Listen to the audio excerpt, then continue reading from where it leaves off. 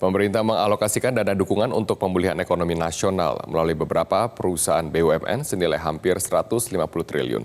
Penggunaan dana ini harus diawasi dengan ketat agar mampu menjadi instrumen penjaga stabilitas ekonomi di tengah tekanan akibat pandemi COVID-19.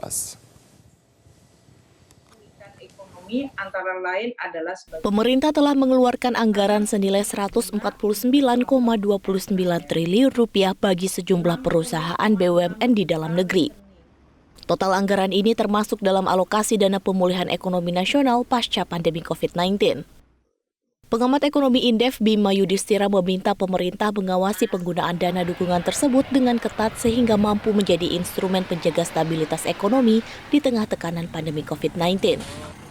Bima menjelaskan dana dukungan tidak akan berdampak banyak pada ekonomi Indonesia jika hanya digunakan untuk restrukturisasi utang atau membayar utang perusahaan yang jatuh tempo.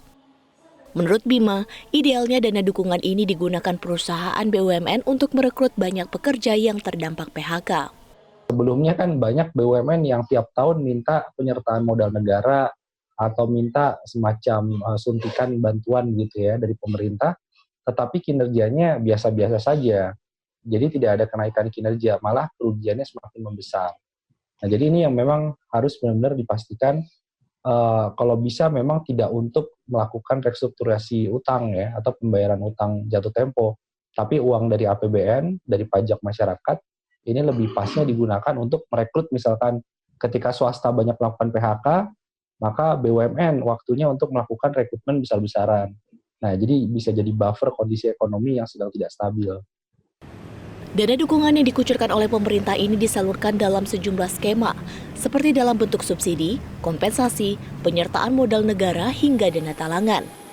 Pemerintah pun memastikan akan melibatkan Badan Pengawasan Keuangan dan Pembangunan, Badan Pemeriksa Keuangan, hingga Komisi Pemberantasan Korupsi untuk mengawasi penggunaan anggaran. Dari Jakarta, Tim Liputan, Metro TV.